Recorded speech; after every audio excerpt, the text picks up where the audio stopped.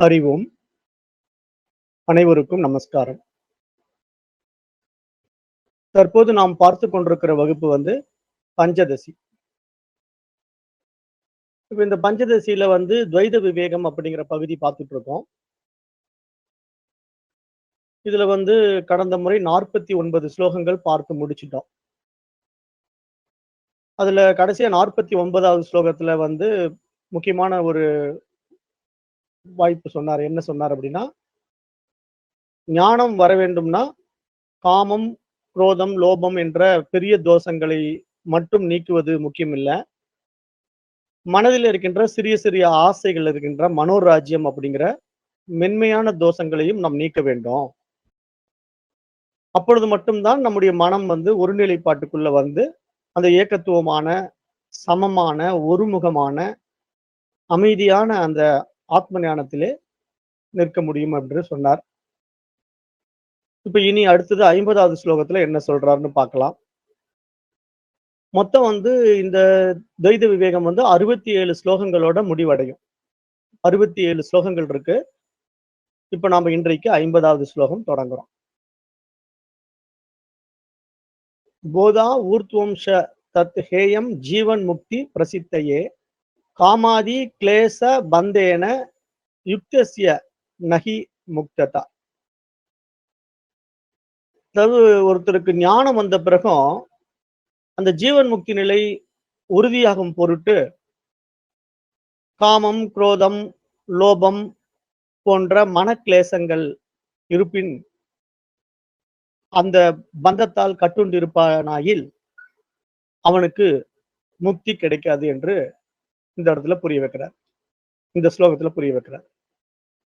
அதாவது இப்ப நாம இந்த ஸ்லோகம் என்ன சொல்ல வருது அப்படின்னா, இப்ப இந்த அத்தியாத்ம ஞானம் வந்துட்டா நமக்கு எல்லாம் தெரிஞ்சிடுமா, அப்படியே நம்ம பிரம்ம நிஷ்டையில் நின்றுடுவோமான்னா அப்படி நிக்கிறது இல்ல. ஏன்னா நான் தான் ஏற்கனவே சொல்லியிருக்கிறேன். எல்லாருமே படிப்பாங்க, எல்லாம் கேட்பாங்க, அருமை அருமைம்பாங்க, சூப்பர்ம்பாங்க, எல்லாம் தெரியும். அதாவது நான் தான் பிரம்மம், அகம் பிரம்மாஸ்மி அப்படின்னு கூட சொல்லிக்கிட்டே இருப்பாங்க. ஆனாலும் அவர்களுடைய பற்றுக்கள் விடுபடாது. உலகப் பற்றுக்கள் விடுபடாது. ஏன் அப்படின்னா அவங்களுக்கு அந்த விஷயம் ஒரு பரோட்ச ஞானமா உள்ள போயிருக்கு. ஆனா அபரோட்ச ஞானமா அனுபவத்துக்கு வரல. அப்ப இந்த நிலை தான் அவங்களுக்கு என்ன பண்ணும்னா, பந்தத்துல சிக்க வச்சு அவங்கள காமம், குரோதம், சின்ன சின்ன விஷயங்கள் மனோராஜ்யத்துல மாட்ட வச்சு அந்த ஜீவன் முக்தி நிலை உறுதியாகாம போயிடும். அவங்களுக்கு உண்மையான முக்தி கிடைக்காது அப்படின்ட்டு இந்த ஸ்லோகத்துல சொல்றார். அதாவது இந்த 50வது ஸ்லோகம் ஞானம் வருவதற்கு முன்னாடியே நம்ம பெரும்பாலான மனதின் கிளேசங்களை நீக்கிக் கொள்ள வேண்டும். அது பெரிய பெரிய விஷயங்கள் மட்டுமல்ல, சிறிய மனோ ராஜ்யங்களாகிய மனதின் கற்பனா விஷயங்களை கூட நம்ம நீக்கிக் கொள்ள வேண்டும் என்று கூறப்பட்டது. இப்ப இந்த ஸ்லோகத்துல ஞானம் வந்த பிறகும் கூட, இதுக்கு முன்னாடி பார்த்தது ஞானம் வருவதற்கு முன்னாடி மனக்லேசங்களை போக்க வேண்டும் என்று சொன்னார். இப்ப இந்த ஸ்லோகத்துல ஞானம் வந்து விட்டாலும் கூட, ஞானம் வந்து விட்டால்னா என்ன அர்த்தம்? படிச்சு புரிஞ்சுக்கிட்டேன், எனக்கு எல்லாம் தெரியுது, இருப்பது இருப்பு மாத்திரமே, பிரம்மம் தான் அப்படின்னு எல்லாம் புரியுது. ஆனால் நடைமுறையில அனுபவத்துக்கு வர மாட்டேங்குது. அப்போ அப்படிப்பட்டவர்கள் என்ன பண்ணுவாங்கன்னா, மீண்டும் மீண்டும் விவகாரத்துல சிக்குவாங்க. அதாவது ஏதாவது ஒண்ணு வெளி விஷயங்கள்ல போய் மாட்டிக்குவாங்க. ஏதாவது ஒண்ணு புடிச்சுக்கிட்டு, இத பண்ணலாம், அத பண்ணலாம்னு ஏதாவது ஒண்ணு பண்ண போய் சிக்கல பெருசு பண்ணிக்குவாங்க. ஏன்னா ஞானம் வந்திருக்கலாம், நான் பிரம்மம் என்று புரிந்திருக்கலாம். இருப்பினும் அவர்களுடைய பழைய வாசனைகள் பிராரப்த கர்மாவின் அடிப்படையில போகாது. மனப்பழக்கங்கள் இன்னும் இருக்கலாம். அப்ப ஒருவன் நான் உடல் அல்ல என்று அறிந்திருக்கலாம், நான் மனம் அல்ல என்று புரிந்திருக்கலாம். ஆனால் யாராவது அவனை இகழ்ந்து விட்டால் அவன் கோபப்படுகிறான். அப்படியானால் என்ன அர்த்தம்? ஞானம் இருக்கிறது, ஆனால் நிஷ்டை இன்னும் முழுமையாகவில்லை என்று பார்க்கிறோம். அப்ப நம்ம இதுவும் நிறைய பேரை பார்க்கிறோம். ஏன்னா நம்ம இந்த மாதிரி வேதாந்த சாஸ்திரங்கள் எல்லாம் படிச்சுட்டு தெளிவா இருப்பாங்க. ஆனா அவங்களுக்குள்ள ஒரு ப்ராப்ளம் வந்துடுது, தன்னை யாராவது ஹர்ட் பண்ணிட்டாங்க, தனக்குள்ள யாராவது பிரச்சனை பண்ணிட்டாங்கன்னா உடனே கோபம் வந்துடும், சடனா எரிஞ்சு விழுவாங்க. அப்ப ஏன் இப்படி பண்றீங்க அப்படின்னா, நீங்க தான் ஞானம் எல்லாம் அடைஞ்சிட்டீங்களே, ஏன் உங்களுக்கு இன்னும் புரியலையான்னா, அந்த வாசனை இருக்குல்ல உள்ள, ஏற்கனவே பதிவுகள் இருக்கு இல்லையா, அது வெளிப்படுத்திடும், டக்குன்னு வெளிப்படுத்திடும். அந்த நிலை என்ன புரியுது அப்படின்னா, அந்த பிரம்ம ஞானம் வந்து பரோட்ச ஞானமா இருக்கும். அது தினசரி அனுபவத்துக்கு வரணும்னா, அந்த நிதித்தியாசனம் வந்து கைகூடலன்னு பார்க்கணும். நிதித்தியாசனம் தான் இங்க முக்கியம். அதாவது இது மாரி பாடங்கள் எல்லாம் படிச்சு நம்ம தெளிவான பிறகு, கூடுமான வரைக்கும் நடைமுறைக்கு வாழ்க்கையில கொண்டு வந்துடணும். அப்பப்ப கதை கேட்டுட்டு போற மாரி போயிட்டு, திருப்பி நம்ம அன்றாட வாழ்க்கைய வாழ்றதுனால நமக்கு எந்த மாற்றமும் நடக்காது. இத கேட்டோமே, இதனால என்ன செஞ்சோம்? இத படிச்சோமே, இதனால என்ன புரிஞ்சுக்கிட்டோம்? அப்படின்னு நம்ம அத நடைமுறைப்படுத்தி, பிராக்டிகலா வந்து நம்ம சரியா இருக்கிறோமா? யாராவது நம்மள கோவமா திட்டினா ஹர்ட் ஆகாம இருக்கோமா? யாராவது நம்மள புகழ்ந்தா புலங்காங்கிதம் அடையாம இருக்கிறோமா? அல்லது தேவையற்ற விஷயங்களுக்குள்ள நுழையாம இருக்கிறோமா? இப்படி நமக்குள்ளேயே சுய விசாரம் பண்ணி, பண்ணி நம்ம நல்லா தான் இருக்கிறோம். எந்த பிரச்சனையும் சிக்காம இருக்கிறோம். கூடுமான வரைக்கும் நம்ம எதுக்கும் தலையிடாம இருக்கிறது நல்லது அப்படிங்கிற தெளிவோட, அப்படியே சாட்சி பாவனையில இந்த உலகத்த கொடுக்கப்பட்ட கடமைகள அழகா செஞ்சுகிட்டு, அப்படியே ரசிச்சுக்கிட்டு, வாழ்ந்துகிட்டு இருந்தோம்னா, அவர்கள் சாதித்து விடுவார்கள். மற்றவர்கள் சாதிப்பது கஷ்டம். ஏன்னா இங்க வந்து ஜீவன் முக்தி பிரசித்தையேங்கிறாரு. இந்த வார்த்தை ரொம்ப முக்கியம். ஜீவன் முக்தி பிரசித்தையே அப்படின்னா, ஞானம் வந்து ஜீவன் முக்தி அடைவதற்கு உதவி செய்யணும். அப்போ உண்மையை தெரிந்து கொண்டால் மட்டும் போதாது. அந்த ஜீவ முக்தி நிலை என்பது நடைமுறைக்கு அனுபவமா வரணும். அப்போ வாசனைகள் நீங்க வேண்டும் என்று புரிய வைக்கிறார். இதுக்கு நம்ம ஏற்கனவே ஓமானம் எல்லாம் பார்த்திருக்கோம் வேதாந்தத்துல. இப்ப வந்து ஒரு கயிறு வந்து எரிக்கப்பட்டு அப்படியே கிடக்கும். நீங்க வந்து ஒரு கயிற வந்து பெட்ரோல் ஊத்திட்டு, கீழ போட்டு நெருப்பு வச்சு பாருங்களேன். அந்த கயிறு வந்து திபு திபுன்னு எரிஞ்சு அந்த பூரா அணைஞ்ச பிறகு பார்த்தீங்கன்னா, அந்த கயிறு மாரியே கிடக்கும். அந்த கயிறு வந்து எரிஞ்சு போயிடும். பார்க்கறதுக்கு அப்படியே ரியல் கயிறு மாரியே கிடக்கும். அந்த மடிப்பு, அந்த சுருக்கம், அது எல்லாம் அப்படியே ரியல் கயிறு மாரியே தெரியும். ஆனா நீங்க பக்கத்துல போய் அத கால்ல மிதிச்சீங்கனாலோ, கையில தொட்டீங்கனாலோ, அப்புறம் தான் தெரியும் அது சாம்பல்ன்ட்டு. ஏன்னா எரிஞ்சாலும் அந்த கயிறுடைய உருவம் மாறாது. அப்படியே அந்த உருவத்திலேயே காட்சி குடுத்துட்டு இருக்கும். அது மாரி இங்க நமக்கு வந்து வாசனைகள் வந்துடுது. ஞானம் வந்துடுது. ஆனால் வாசனைகள் இன்னும் உள்ள இருக்கு. அப்ப அது முழுமையா எரிக்கணும் இல்லையா?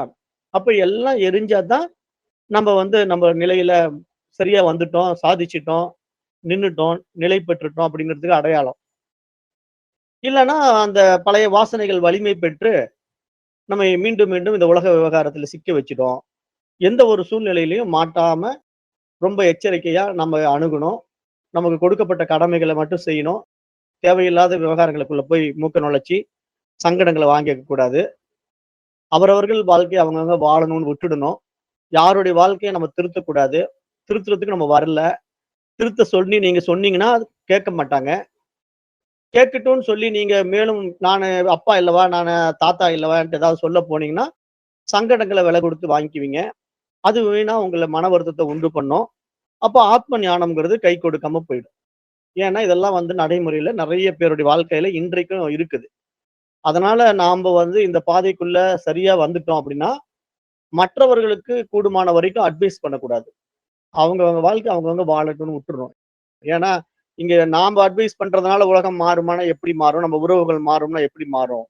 அப்படிலாம் மாறவே மாறாது. 2வது மாற்றம் செய்யக்கூடிய நபர்கள் கூட வந்து பார்த்தீங்கன்னா, வயது காரணமா மாறவும் மாட்டாங்க. "5ல் வளையாதது 50ல் வளையுமா?" அப்படின்னு ஒரு பழமொழி இருக்கு இல்லையா? இப்ப நீங்க வந்து மாத்தணும்னு நெனச்சுக்கிட்டு ஒரு 50 வயசு ஆள போயி, "ஏங்க நான் எப்ப இருந்து சொல்லிட்டு இருக்கேன். நீங்க அத்தியாத்ம ஞானம்லாம் படிச்சுட்டீங்க. இன்னும் இப்படியே இருக்கிறீங்க. கொஞ்சமாவது மாறுங்க." அப்படின்னு சொன்னீங்கன்னா, மாற மாட்டாங்க. ஏன்னா, அதெல்லாம் இடையில வந்து கத்துக்கிட்டது தானே. அவங்களுக்கு இப்ப அந்த பழக்க தோஷம், வாசனைகள் எல்லாம் வந்து அவ்வளவு சீக்கிரம் மாறாது. மாத்தவும் முடியாது.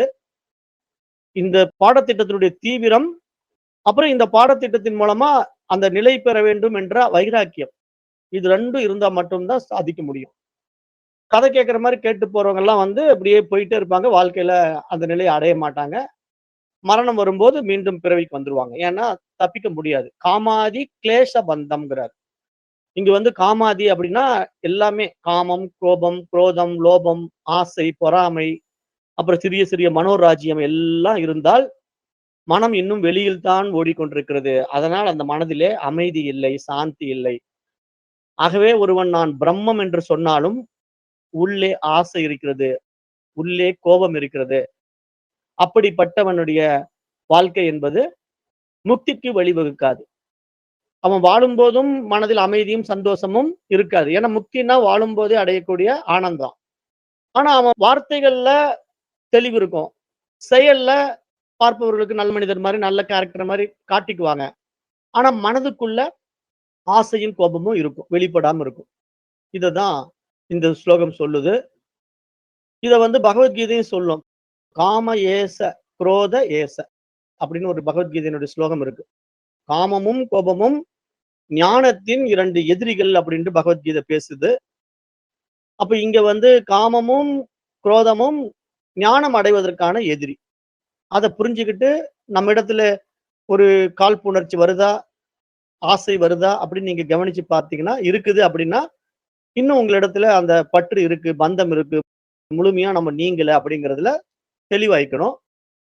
அப்புறம் இம்மீடியட்டா இந்த பாடத்த கேட்டு தெளிவு அடையறது மட்டும் இல்ல, அத அனுபவத்துக்கு கொண்டு வந்துடணும்.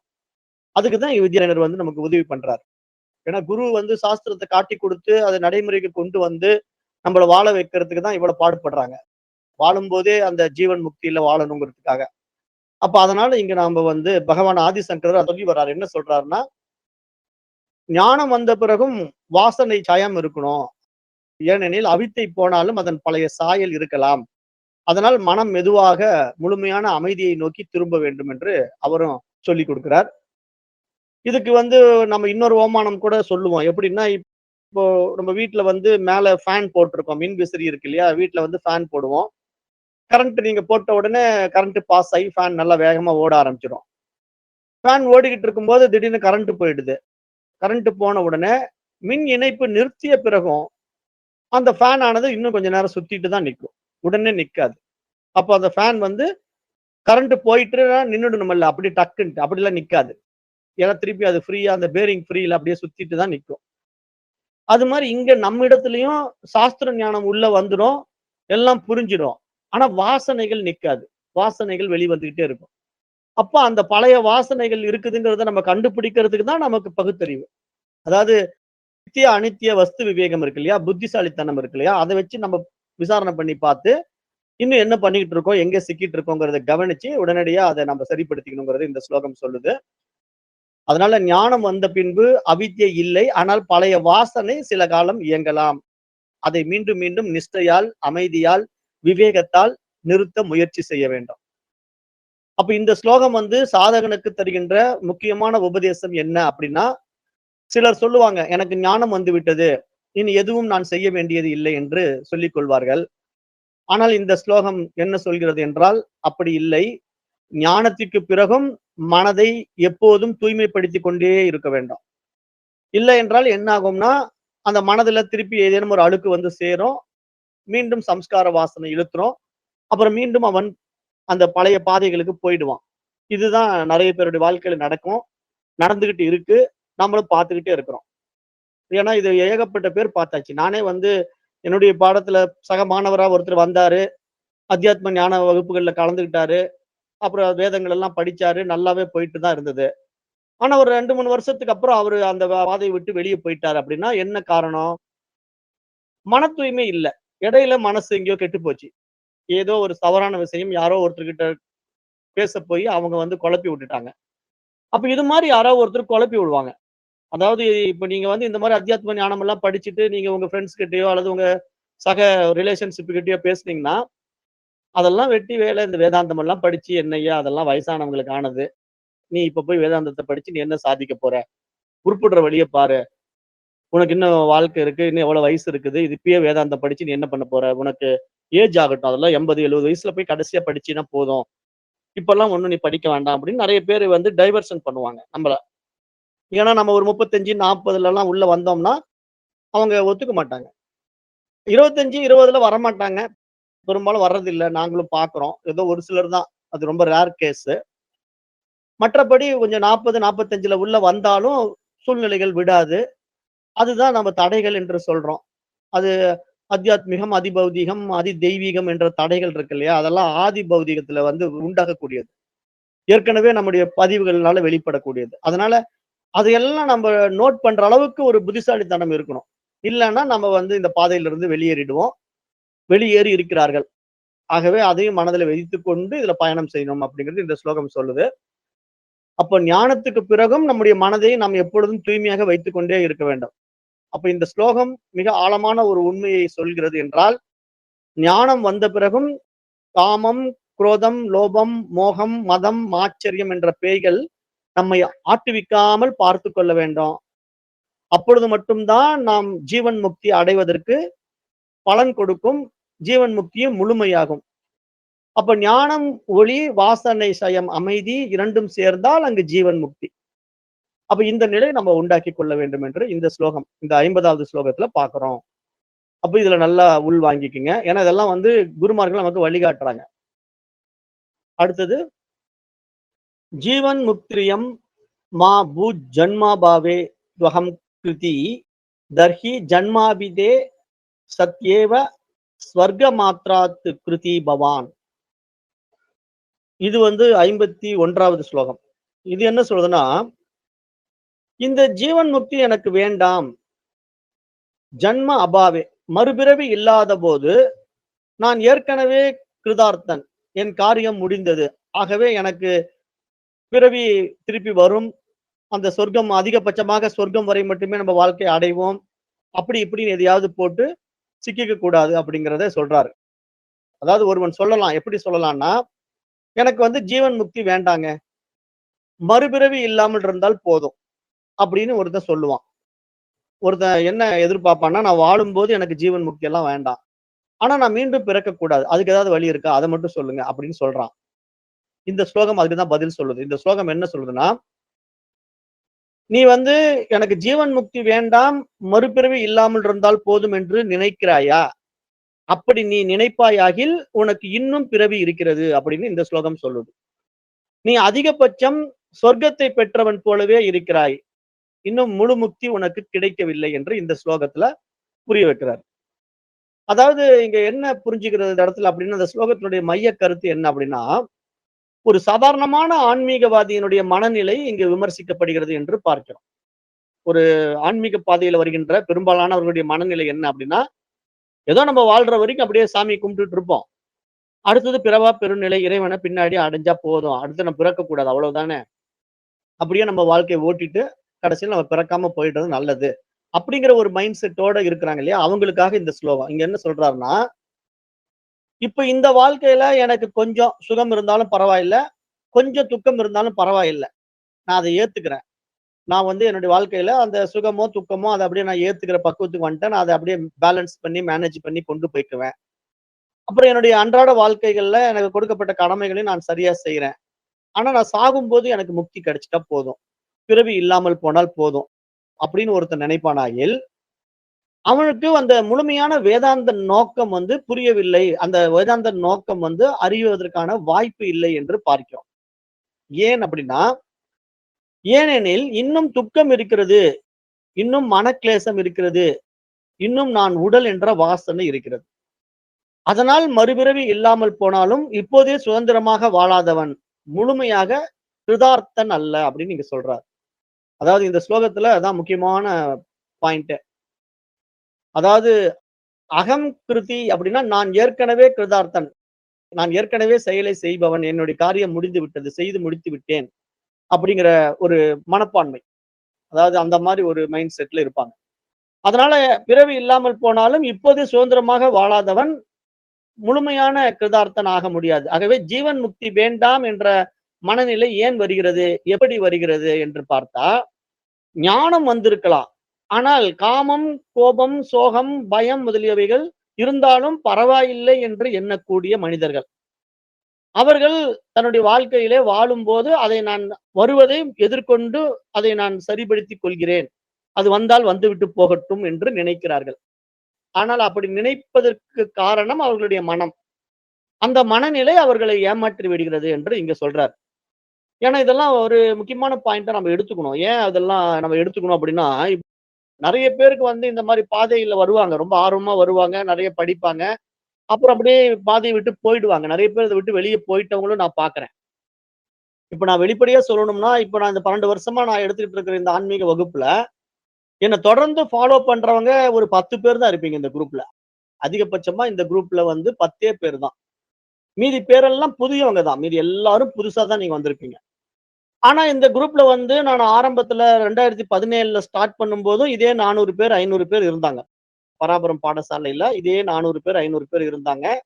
அப்ப ஆர்வமா வந்து அந்த நம்ம எடுக்கப்பட்ட உபநிஷத்து வகுப்புகள் எல்லாம் படிச்சாங்க. பகவத்கீதை அது இது படிச்சுட்டு சூப்பர், அற்புதம், அருமை, ஆஹா, ஓஹோ! அப்படி இப்படின்னு நல்லா பேசிட்டு இருந்தாங்க. அப்புறம் எங்க போனாங்கன்னே தெரியல. இடையில அவங்க காணாம போயிட்டாங்க. அவங்க யாரு என்னன்னு கூட எனக்கு தெரியாது. நெறைய பேர் வருவாங்க, போவாங்க, வருவாங்க, போவாங்க. அப்படியே வந்துட்டு, வந்துட்டு போயிட்டே இருப்பாங்க. இது மாரி எத்தன மாணவர்கள் நம்ம பார்த்தாச்சு. நம்ம ஸ்கூல்ல பார்க்கிற மாரி தான். இப்ப ஸ்கூல்ல வந்து வாத்தியார் மட்டும் அப்படி இருந்துகிட்டே இருப்பாரு. மாணவர்கள் மட்டும் வந்து, வந்து போயிட்டே இருப்பாங்க. ஸ்கூல்ல அப்படிதான் நடக்கும். எல்லா ஸ்கூல்லயும் வாத்தியார் மட்டும் அப்படியே கிடப்பாரு ஸ்கூல்ல. வருஷக்கணக்கா. பல வருஷமா இருப்பாரு அவரு. ஆனா மாணவர்கள் மட்டும் வந்து, வந்து போயிட்டே இருப்பாங்க. அதே மாரி இங்கேயும் வேதாந்த சாஸ்திரத்திலயும் நாம மட்டும் அப்படியே இருக்கிறோம். மாணவர்கள் மட்டும் வந்து, வந்து போயிட்டே இருக்காங்க. ஆனா ஜெனரல் எஜுகேஷன் மாரி இங்க வந்து மாணவர்கள் வந்து, வந்து போகக்கூடாது. ஏன்னா ஜெனரல் எஜுகேஷன்ல வந்து வந்து போறதுக்கு என்னன்னா, அடுத்தடுத்த நிலைக்கு போறான். அவன் வந்து 10த் முடிச்சுட்டான், +1 போயிடுவான். +1 முடிச்சோனே +2 போயிடுவான். அப்புறம் காலேஜ் போயிடுவான். அவன் வந்து அந்த வாத்தியார்கிட்டயே படிக்கணுங்கிற அவசியம் கிடையாது. ஆனா இந்த பாடம் அப்படி இல்ல. இந்த வாத்தியார் கிட்ட படிச்சா மட்டும் தான் பயன் கொடுக்க முடியும். வேற வாத்தியார மாத்தி படிச்சா இது எப்படி பயன் கொடுக்கும்? இது வாத்தியாரா மாத்தி மாத்தி படிக்கிற பாடமா இது? அப்படி கிடையாது இல்லையா? அப்ப நெறைய பேருக்கு இந்த பேசிக் ஃபண்டமெண்டலே புரியாம வாத்தியாரையும் மாத்திக்கிட்டே இருப்பாங்க. வேற வேற ஃபீல்டுக்கு போயிடுவாங்க. வேற வேற சப்ஜெக்ட்க்கு மாத்திக்குவாங்க. இப்படி இருப்பாங்க. நெறைய பேர நம்ம பார்க்கிறோம். அப்ப இதனால என்னன்னா, இந்த மனநிலை தான் வந்து அவர்கள வாழ்க்கையில அவங்க அடைய வேண்டிய இலக்குக்கு தடையா மாறிடுது. இதுக்கு வந்து அவங்களே அவங்க காரணம். அத்தியாத்மிகம் அப்படின்னு சொல்றோம். தனக்குத்தானே தடை. அப்ப இந்த தடை ஏன் வருது அப்படின்னா, அந்த அஞ்ஞானம் இன்னும் இருக்கு. அதாவது வாசனைகள் மூலமா அவங்க கிட்ட வெளிப்படுகின்ற அந்த சோகமும், கோபமும், பயமும் அவர்களை வந்து அவங்க பாதையில முன்னேறுவதற்கு விடாம தடைப்படுத்திக்கிட்டே இருக்கும். அப்படியே அவங்க இல்ல, இல்ல நான் என்னுடைய வைராக்கியத்தினால நான் இதெல்லாம் புரிஞ்சுகிட்டேன். நான் ரெடி ஆயிட்டேன். என்னால கண்டிப்பா இத அச்சீவ் பண்ணிடுவேன்ட்டு அவங்க கான்ஃபிடென்ட்டா இருந்தாலும், மற்றவர்களால் தடை வரும். உறவுகளால், சொந்தத்தினால, மனைவியினால கணவனுக்கோ, கணவனால மனைவிக்கோ, அல்லது பிள்ளைகளாலயோ தொந்தரவு வரும். அதாவது இந்த பாதையில நம்ம பயணிக்க விடாம நம்முடைய ரிலேஷன்ஷிப்பே நம்மள தடுத்துருவாங்க. இதெல்லாம் உனக்கு தேவையே இல்ல. நீ இந்த மாரி பண்ணிட்டு இருக்கிறது சரியில்ல. இது ஆன்மீகங்கிறது இப்ப இந்த வயசுலயே உனக்கு தேவையா? குடும்பம், பொறுப்பு இதெல்லாம் இருக்கு அப்படின்ட்டு அவங்க நம்மள உடனே டைவர்ஷன் பண்ணுவாங்க. ஏன் அப்படின்னா, நாமளும் வந்து புரியாம குடும்பத்த உதர்ற மாரி சூழ்நிலைகள உருவாக்குறதுனால தான். அதாவது இங்க எல்லாம் குடும்பத்தையே விட்டுட்டு சாமியார போற மாரி நாம நம்மளுடைய கேரக்டர மாத்திக்கிட்டு, அது மாரிலாம் பண்றதுனால வரக்கூடிய ப்ராப்ளம். ஆனா இங்க அத்தியாத்ம ஞானம் வந்து அப்படி சொல்லல. நீ எதையுமே விட்டுட்டு போயிட்டு, அங்க அப்படியே சாமியாரா போயிட்டு காவி கட்டிக்கோ அப்படின்லாம் சொல்லல. மனதளவுல துறந்துட்டு பற்று இல்லாம இருங்கிறத மட்டும் தான் சொல்லுது. அந்த ஞானம் தெளிவு வந்து விட்டா நம்ம குடும்பத்துல எல்லார்கிட்டயும் டீல் பண்ணலாம். ஆனா எதை மேலயும் பற்று இல்லாம, ஆசைகள் இல்லாம அழகா நடந்துக்கலாம். அப்ப அவங்களுக்கும் ஆச்சரியமா இருக்கும். என்னடா இவரு எதுலயுமே சம்மந்தப்படாம அழகா ஒதுங்கிக்கிறாரு. தேவையான விஷயத்துக்கு மட்டும் வந்துடுறாரு. மற்ற விஷயங்களுக்கு கைட் பண்ண மாட்டோம். அப்படியே நகர்ந்துக்கிறாரு. நல்லா ஒரு மாரி வித்தியாசமா போயிட்டாரு அப்படின்னு அவங்க நம்மள கண்டு ஆச்சரியப்படுவாங்க. அப்படிதான் நம்ம டீல் பண்ணணும். வீட்ல பொறுத்தவரைக்கும் அப்படிதான் பண்ணணும். ஏதாவது போய் நம்ம அவங்களுக்கு அட்வைஸ் பண்ண போயோ, அவங்களுக்கு ஏதாவது கருத்துக்கள திணிக்க போனாலோ ப்ராப்ளம் வந்துரும். அது குழந்தைங்க கிட்ட சொன்னாலும் வந்துரும், மனைவி கிட்ட சொன்னாலும் வந்துரும். அல்லது கணவன் வந்து மனைவி மூலமா இந்த பிரச்சனைய கேட்டான்னா, அவர் மூலமா மனைவிக்கு பிரச்சனை வந்துரும். அப்ப இந்த மாரி ரிலேஷன்ஷிப்ல வந்து அப்படியே தட்டி குடுத்து போகுறதுன்னு சொல்லுவாங்க. அத கண்டுக்காம அப்படியே நமக்கு இந்த ஞானத்துல நிக்கிறதுக்கான தடைகள தகர்த்தெறியக்கூடிய ஒரு சாதுரியம் இருக்கணும். ஒரு சாதுரியம்னு சொல்லணும் அத. அதுக்கு தான் பேரு. ஏன்னா இந்த இடத்துல வந்து நமக்கு ஞானம் அப்படிங்கிறது என்னன்னா, ஏதோ எங்கிருந்தோ அடையிற ஒரு விஷயம் இல்லன்னு நம்ம ஏற்கனவே சொல்லிட்டோம். நம்ம இடத்துல இருக்கிற அஞ்ஞானங்கள நீக்கிட்டா நம்ம அந்த அறிவா தான் இருக்கிறோம்.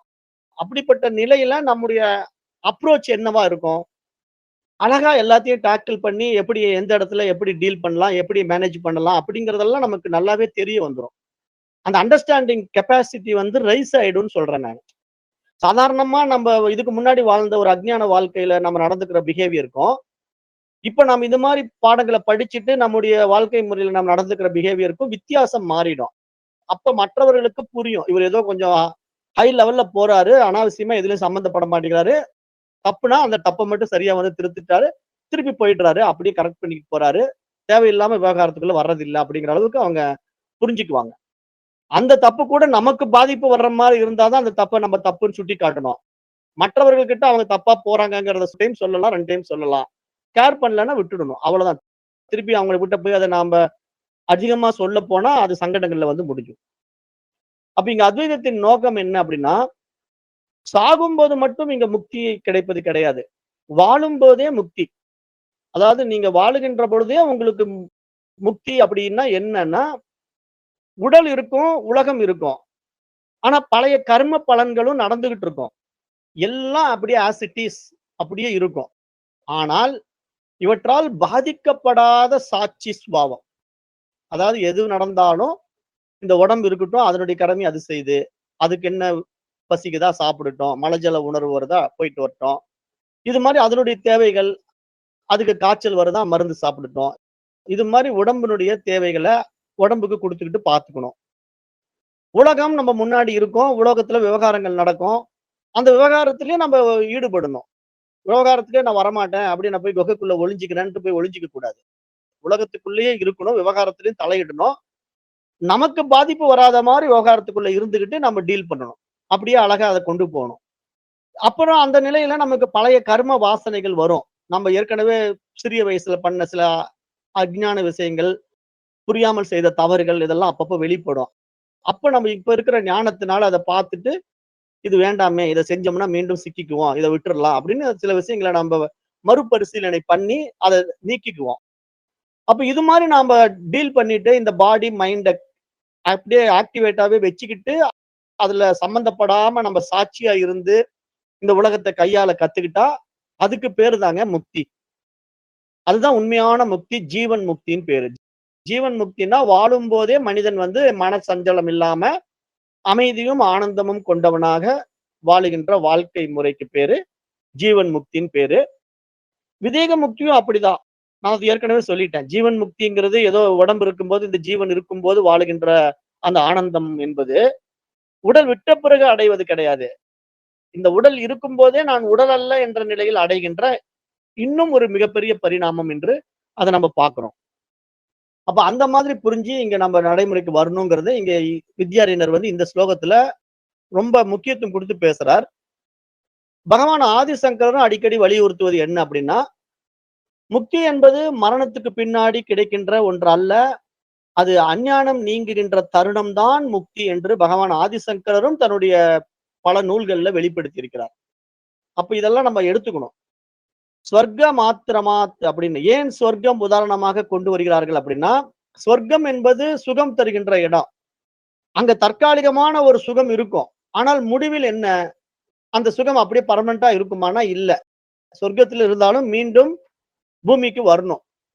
வேதாந்த சாஸ்திரம் மட்டும் தான் சொர்க்கம்ங்கிறது உண்மை கிடையாது. மற்ற சாஸ்திரங்கள்லாம் சொர்க்கம் இருக்கு. அப்ப சொர்க்கலோகத்துல போய் நீங்க ரம்பா, மேனகா, ஊர்வசியோட வாழ்ந்துட்டு இருந்தாலும், கற்பனையா கனவு வாழ்க்கையா வாழ்ந்துட்டு இருந்தாலும், திருப்பி நீங்க இந்த உலக விவகாரத்துக்குள்ள வரும்போது ரம்பா, ஊர்வசி, மேனகாலாம் காணாம போயிடுவாங்க. அப்ப உங்களுக்கு திருப்பி கஷ்ட நஷ்டங்கள் எல்லாம் இங்க தெரியும். அப்ப என்ன கொஞ்ச நேரம் மனசு சந்தோஷமா இருந்தது. கற்பனையா ரம்பாவோட வாழ்ந்தது, ஊர்வசியோட வாழ்ந்தது. அதாவது கனவுல சந்தோஷமா இருந்தது. கனவு கலைஞ்ச பிறகு மீண்டும் விவகாரம் ஆரம்பிச்சிடும். அப்ப இந்த விவகாரத்துக்குள்ள பாதிப்புகள சந்திப்போம். அப்பவும் நமக்கு என்ன அந்த நிலை திரும்ப வருது இல்லையா? அப்ப இது வந்து போகக்கூடிய நிலை இல்லையா? சொர்க்கம்ங்கிறது நிரந்தரம் இல்ல. இப்ப வாழுகின்ற வாழ்க்கையும் உண்மை இல்ல. அப்ப இது புரிஞ்சுட்டா, நம்ம உண்மையான சொர்க்கம் எங்க?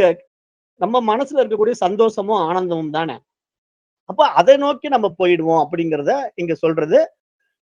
இத பகவத்கீதை சொல்லும். "க்ஷீணே புண்ணியே மர்த்ய லோகே விசந்தி" அப்படின்னு சொல்லும். புண்ணியம் முடிந்து விட்டால் மீண்டும் பிறப்புக்கு வந்து விடுவான் அப்படிங்கிறத பகவத்கீதை சொல்லும். அதாவது ஒருத்தன் புண்ணிய பலன் மூலமா நல்ல வாழ்க்கைய வாழ்ந்துட்டு இருக்கலாம். சொர்க்கம், நரகம் என்பது நம்ம இந்த பூமியில வாழக்கூடிய வாழ்க்கை தான். அதனால நெறைய பேர் அது எங்கேயோ போய் ரம்பா, ஊர்வசியோட வாழ்றான்னு நெனச்சுக்கிட்டு இருக்காங்க. நான் உங்களுக்கு ஏற்கனவே அந்த உதாரணம் எல்லாம் சொல்லிட்டேன். நீங்க சொர்க்கலோகம்னா இந்த பூமியிலேயே சகல சௌபாக்கியங்களோட நீங்க வாழலாம். அதாவது நல்ல வீடு, வசதியான வீடு, காரு, பங்களா, ஒரு பொண்டாட்டிக்கு 3 பொண்டாட்டி, 4 பொண்டாட்டி, அப்புறம் பொண்டாட்டி மட்டும் இல்ல, கூட வேற வேலைலாம் வச்சுக்கலாம். எல்லாமே சொர்க்கத்துல இருக்கு இல்லையா? ஏன்னா தெரிஞ்சு 3 பொண்டாட்டி, தெரியாம 3 பொண்டாட்டின்னு வச்சுக்கிட்டு வாழ்றதெல்லாம் இருக்கு. நெறைய பேர் பணக்காரங்கலாம் அப்படிதான் வாழ்றாங்க. அது என்னன்னா ஒரு ஜாலி லைஃப் அது. சுகம். சுகமா இருக்கும். Entertainment, enjoyment. ஆனா எவ்வளவு நேரம்? புண்ணியம் தீர்ற வரைக்கும் தான். அந்த புண்ணியம் முடிந்து விட்டால் மீண்டும் வாழ்க்கை அப்படியே திருப்பி போடும். அப்போ வந்து அவன் எப்படிப்பட்டவனு கீழ வந்துருவான். அப்ப அவனுக்கு வாழ்க்கையில படாத கஷ்டமெல்லாம் படுவான். இதெல்லாம் நம்ம ஏற்கனவே நெறைய பேருடைய வாழ்க்கையிலயும் பார்க்கிறோம். நானே நெறைய பேர் அப்படிலாம் பெரிய பெரிய பணக்காரங்கள பார்த்திருக்கிறேன். என்னுடைய வாழ்க்கையிலேயே நான் சின்ன பையனா இருக்கும்போது பெரிய பணக்காரங்க, கோடீஸ்வரங்க. அப்பயே வந்து ஃப்ளைமவுத் கார் வச்சிருப்பாங்க. நான் வந்து அப்போ 6வதோ, 7வதோ படிச்சுட்டு இருக்கேன். படிச்சுட்டு இருக்கும்போது எங்க ரிலேஷன் தான் அவங்க. என்னுடைய சொந்தக்காரங்க, பெரிய பணக்காரங்க. ஃப்ளைமவுத் காருன்னா அந்த காலத்துல வெளிநாட்டுல இருந்து வந்து இறங்கும் காரு. இந்த காலத்துலலாம் அத விட பயங்கரமான கார்லாம் வந்துருச்சு. அன்றைக்கு வந்து ஃப்ளைமவுத்ன்னா பெரிய காஸ்ட்லி கார். அது வெளிநாட்டுல இருந்து கொண்டு வந்து இறக்கி வச்சிருப்பாங்க. அந்த கார்ல தான் அவங்க போவாங்க, வருவாங்க. ஆனா அப்படிப்பட்ட பணக்காரங்க கடைசியா அவங்க சாகும்போது அவங்க பணத்த எடுக்கிறதுக்கு கூட கையில பணம் இல்ல. எல்லாம் என்ன ஆச்சுன்னு தெரியல. பிசினஸ் லாஸா? இல்ல என்ன நடந்ததுலாம் தெரியாது. எனக்கு விவரம் இல்லாத வயசு. அப்புறம் திடீர்னு அவங்க கடைசியில இறந்துட்டாங்கன்னு கேள்விப்பட்டு பார்த்தா, அந்த ஒரு குடிசை வீட்ல அவங்க வந்து பணத்த எடுக்கிறதுக்கு கூட காசு இல்லாம, பக்கத்து வீட்ல இருக்கிறவங்க எல்லாம் பணம் போட்டு எடுத்தாங்க, அந்த பாடிய. அக்கம் பக்கம் இருந்தவங்கலாம் ஒண்ணு சேர்ந்து எல்லாம் ஆளுக்கு கொஞ்சம் பணம் போடுங்க அப்படின்னு கலெக்ஷன் பண்ணி, அப்புறம் அந்த குடிசை வீட்ல இருந்து அந்த பாடிய எடுத்துட்டு கொண்டு போய் புதைச்சாங்க. அப்ப நாங்க எங்க அம்மாவோட, தாத்தாவோடலாம் நான் போனேன். போய் பார்த்தேன்.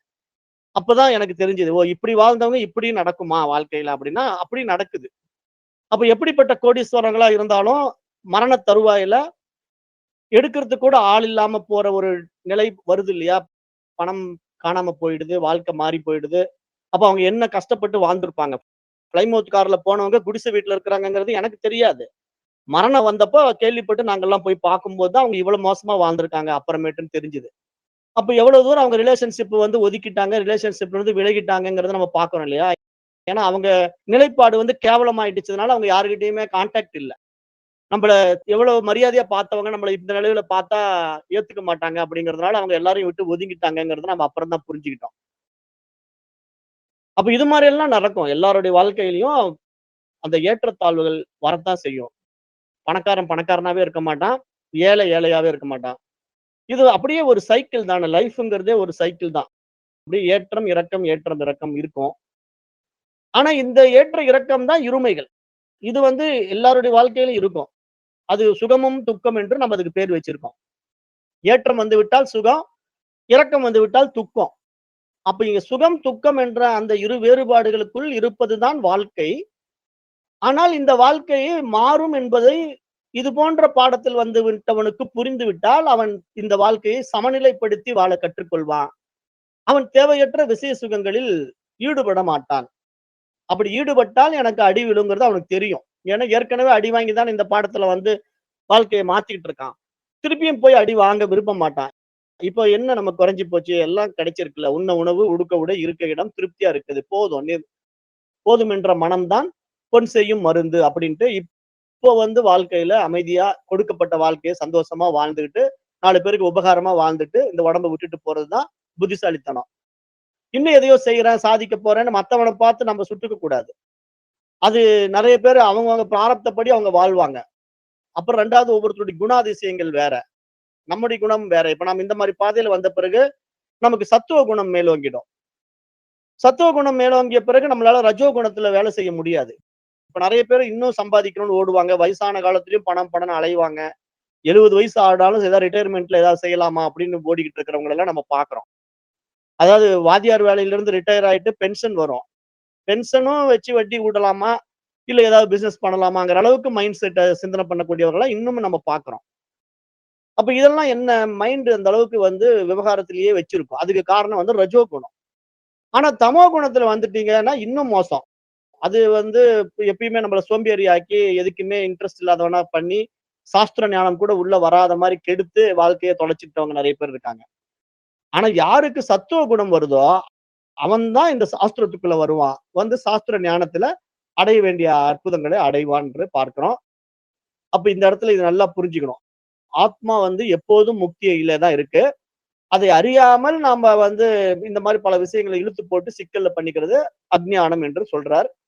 அப்ப இந்த பாடம் வந்து நம்ம இந்த இடத்துல இப்படி புரிஞ்சுகிட்டு நடைமுறைக்கு வரணுங்கிறத பார்க்கிறோம். அப்ப இந்த ஸ்லோகம் வந்து சாதனுக்கு தருகின்ற உபதேசம் என்ன அப்படின்னா, முக்தி என்பது ஏதோ எதிர்காலத்துல கிடைக்கும்னு தேடக்கூடாது. அல்லது பிறகு பார்த்துக் கொள்ளலாம் என்று தள்ளி போடக்கூடாது.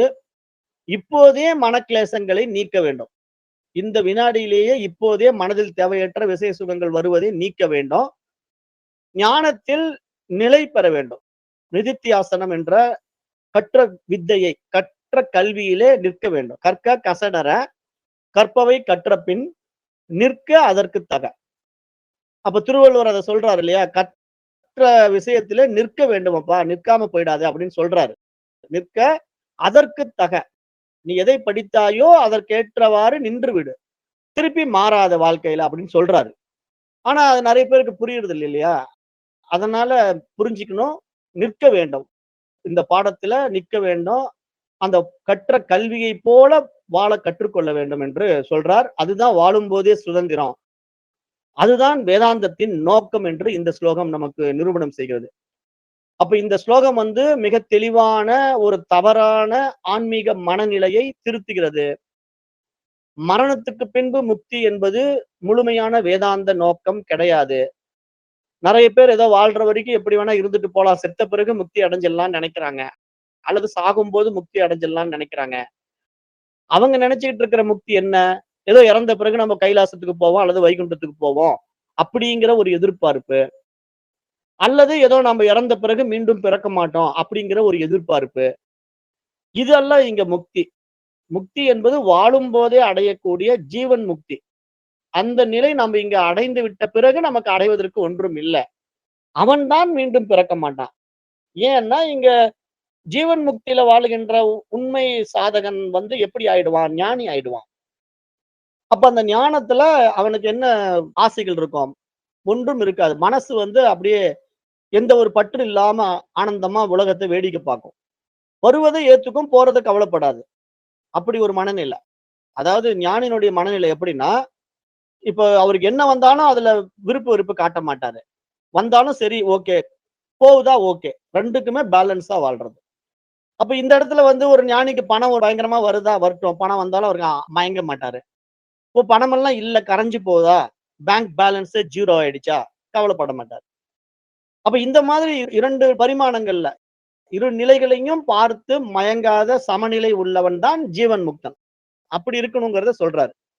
அந்த நிலை இருந்து விட்டால் போதும், அவனுக்கு பிறவி கிடையாது. ஏன்னா மனசு இல்லைல்ல. எதையுமே சமமா பார்க்கக்கூடிய பக்குவம் வந்துருச்சு. அந்த நிலை ஜீவன் முக்த நிலை. அந்த நிலை அடையணும். அதுதான் இந்த சாஸ்திரம் சொல்லக்கூடிய ஆழமான விஷயம். அது இந்த ஸ்லோகத்துல தெளிவுபடுத்துறார். அடுத்தது 52. க்ஷயாதிசய தோஷேன ஸ்வர்கோ ஹேயோ யதா ததா ஸ்வயம் தோஷதமாத்மாயம் காமாதி கிம் ந ஹீயதே.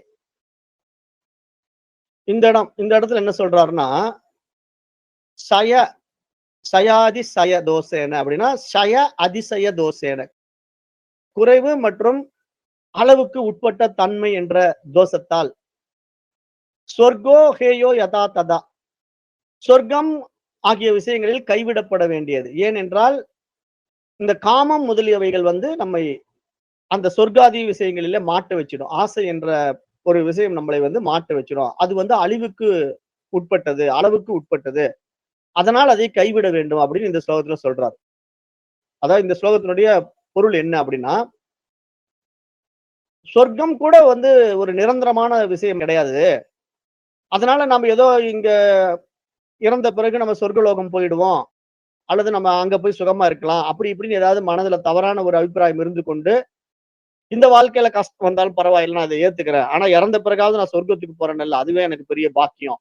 அப்படி இப்படின்னு ஒரு தவறான புரிதலை வைத்துக்கொண்டு, கொடுக்கப்பட்ட வாழ்க்கைய நிகழ்காலத்துல வாழாம, கற்பனையான வாழ்க்கைய எதிர்காலத்துல திட்டமிடுறோம் இல்லையா?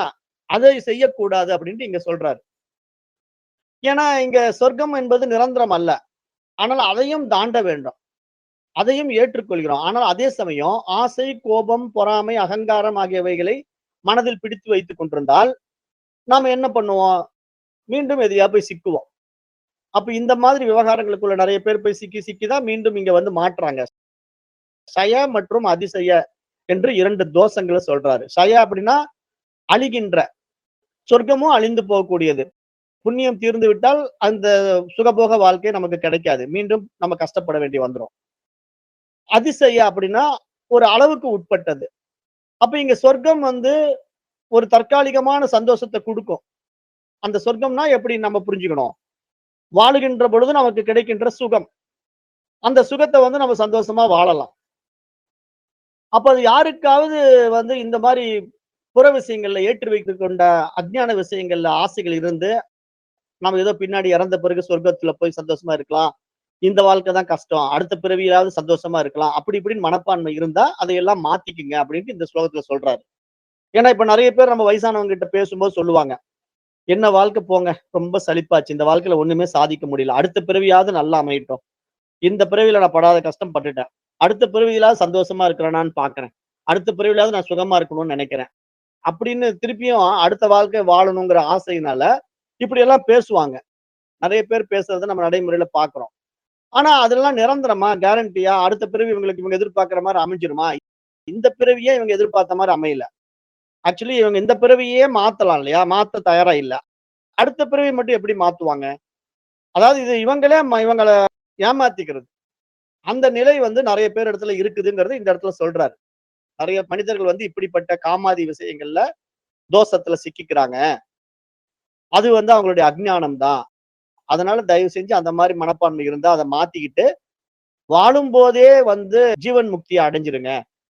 இந்த உடல், மனசு இருக்கும்போதே இந்த உலகத்துல எந்தன் மீதும் பற்று வைக்காம, வருவது வருவதும், போவது போவதும் அப்படிங்கிற 2யுமே கவலைப்படாம ஏத்துக்கிற சமநிலை எண்ணத்துக்கு வந்துருங்க அப்படிங்கிறத இந்த ஸ்லோகத்துல சொல்றார். இப்ப இந்த ஸ்லோகம் சொல்லும்போது நான் திருப்பி திருக்குறள் தான் ஞாபகப்படுத்துவேன். எப்ப வந்து எந்தெந்த இடத்துல ஒரு முக்கியமான பாயிண்ட் வருதோ, அங்க நான் மீண்டும் திருக்குறள்ல ஒரு குறள் எடுத்து சொல்லுவேன். அது என்னன்னா, "வேண்டுதல் வேண்டாமை இலானடி சேர்ந்தார்க்கு யாண்டும் இடும்பை இல." அப்ப நமக்கு இடும்பை இல்லன்னா, துன்பமே இல்லை என்று அர்த்தம். யாருக்கு? வேண்டுதல் வேண்டாமை இலானடி சேர்ந்தார். எனக்கு ஒண்ணு வேணும், ஒண்ணு வேண்டாம் அப்படிங்கிற 2 விஷயங்களை பற்றாத நிலையை யார் அடைகிறானோ, அவனுக்கு என்றும் துன்பம் இல்லை. அப்ப அவன் தானே ஜீவன் முக்தன். அதத்தான் இங்க இவர் அடைய சொல்றாரு. இங்க வித்யாரண்யர் வந்து ஜீவன் முக்தன் அப்படிங்கிறது வேண்டுதல் வேண்டாமை இல்லாத நிலையை சொல்றார். அத திருவள்ளுவர் அப்படி சொல்றார். வேண்டுதல் வேண்டாமை இலானடி சேர்ந்தார்க்கு யாண்டும் இடும்பை இல்லங்கிறார். அப்ப நம்ம இத புரிஞ்சுக்கிட்டா, நமக்கு இப்போ என்னன்னா பேலன்ஸ் பண்ண தெரிஞ்சிரும். எனக்கு ஏகப்பட்டது வருதுப்பா. வரட்டும். No problem. என்கிட்ட இருந்து எல்லாமே போகுதுப்பா. போகட்டும். No problem. அப்ப இதுதான் பேலன்ஸ். ஆனா எனக்கு வருதுங்கும்போது, ஆஹா! அருமை, அருமை. எனக்கு சூப்பரா வருது. எல்லாம் சந்தோஷமா இருக்கு. அப்படின்னு சந்தோஷப்படுறதும், போகும்போது ஐயய்யோ! என்கிட்ட போகுதே, என்னை விட்டு போகுதே, பணம் போகுதே, உறவு போகுதே அப்படின்னு துடிக்கிறதும் அஞ்ஞானம். அப்ப இந்த நிலைய பேலன்ஸ் பண்ண தெரியணும். அப்ப இதுக்கு என்ன தேவை? ஞானம் தேவை. ஞானம் இல்லாம பேலன்ஸ் பண்ண முடியாது. ஒரு அஞ்ஞானினால இந்த பேலன்ஸ் பண்ண முடியுமா? அவன் பணம் வந்தாலும் ஆடாத ஆட்டமெல்லாம் ஆடுவான். பணம் போனாலும் விழுந்து பொரளுவான், துடிப்பான், கவலைப்படுவான், கஷ்டப்படுவான். அப்ப இந்த நிலை வந்து அஞ்ஞானியினுடைய நிலை. ஆனா ஞானிய பொறுத்தவரைக்கும், எது வந்தாலும், எது போனாலும், வேண்டுதலும் கிடையாது, வேண்டாமையும் கிடையாது. அப்படியே பேலன்ஸ் பண்ணக்கூடிய ஒரு மிக உயரிய நிலையில அவன் நிப்பான். அந்த நிலைய நம்ம கத்துக்கணும். தெரியலனாலும் அத ஏற்படுத்திக்கணும். அத நம்ம நடைமுறைக்கு கொண்டு வந்துடணும். வாழ்க்கையில அத அனுபவமாக்கி பார்க்கணும். அப்படி பண்ணா மட்டும் தான், இங்க நம்ம காமம், குரோதம், லோபம், மோகம், மதம், மாச்சரியம்ங்கிற எல்லா விஷயங்களையும் கடக்க முடியும். இல்லன்னா நம்ம மாட்டிக்குவோம். அப்ப இப்ப நம்ம என்னன்னா, நான் இப்போ முழுமையற்றவன், ஏதாவது கிடைத்தால் தான் நிறைவு என்ற பல தவறான எண்ணங்களை நாம் மனதில் ஏற்றி வைத்துக் கொண்டு, அந்த ஆசைகளின் வழியில அஞ்ஞானத்தின் வெளிப்பாடாக நாம் இந்த காமம், குரோதம், பந்தம் போன்றவற்றில் சிக்கிறோம். ஆகவே இதிலிருந்து நம்ம விடுபட வேண்டும் அப்படிங்கிறத எல்லா மகான்களும் அறிவுறுத்துறாங்க. பகவத்கீதையும் அத சொல்லுது.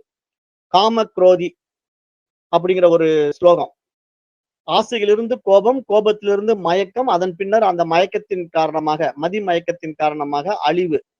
அப்ப இந்த நிலை வந்து ஏன் உண்டாகிறது என்றால், அஞ்ஞானம், ஆசை.